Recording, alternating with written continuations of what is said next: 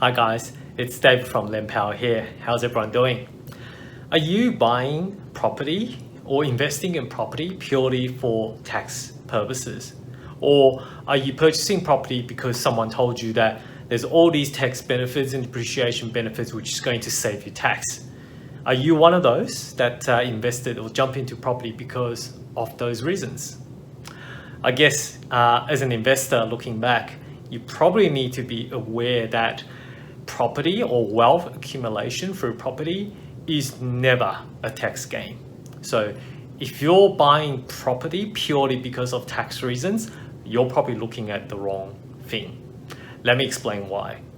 Buying property to be able to claim negative gearing and save a bit of tax, yes, that is true. But if you're choosing property purely on the basis of tax savings, that is the wrong focus. And I'll tell you why. Because mainly those people who try to sell you the properties with the max tax benefits or depreciation, those only came from brand new properties.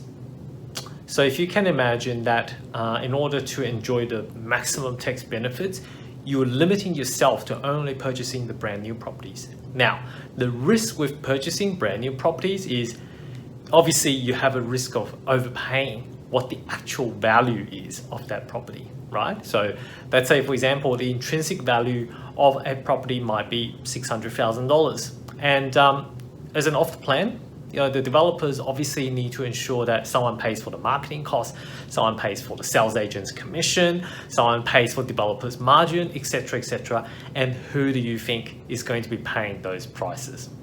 I don't think you need to be very clever to realize that it is the purchaser that are paying those costs. So what does that mean? That means essentially you could be purchasing a property that is way overpriced and therefore could take you a while to be able to recover or to be able to have the property value to actually get up to that level. So that's why, yes, on the surface, when you're looking at those things and, for example, when a salesperson of an offer plan might come to you and say, look at all these, how beautiful these apartments, like structurally really good and with all these modern appliances and on glossy brochures, etc., etc.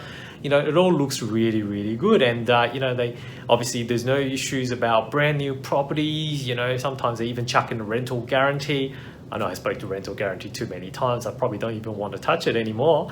But yes, with all these gimmicks that they chuck it in, the whole reason is to be able to shift your focus to say, oh, okay, it's so good that I should be buying it today and I should be paying this price because that purchase price essentially is already inflated with everyone's margin, with all the marketing costs, with all the sales commission, etc., etc. So yes, you will be able to get a decent amount of tax depreciation based on brand new properties, but you're likely to be paying a premium for it from day one.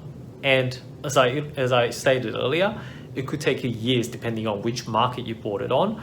It could take you years until the market actually catches up to the actual intrinsic value. So, I think I touched on with my own journey. My first property was very much in that kind of scenario. I was like a lot of Asians.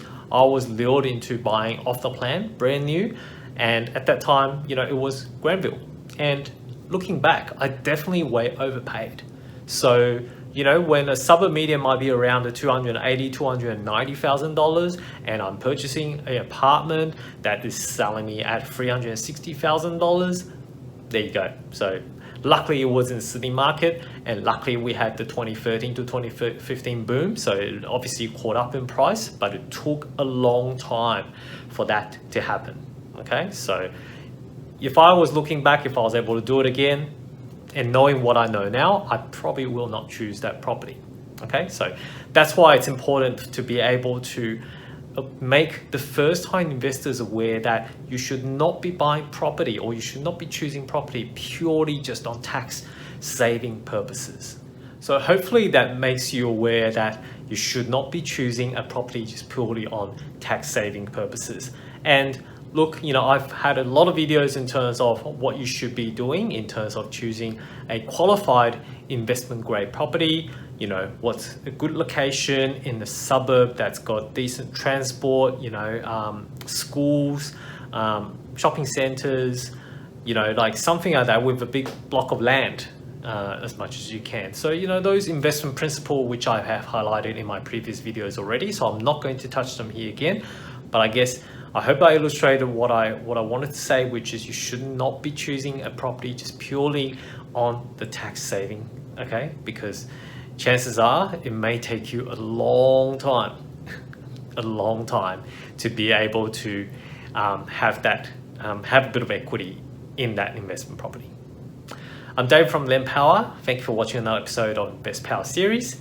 As always, if you like this video, make sure you click on the like button, subscribe to our channel, and if you got any questions, comment below. Just let me know what you like me to talk about.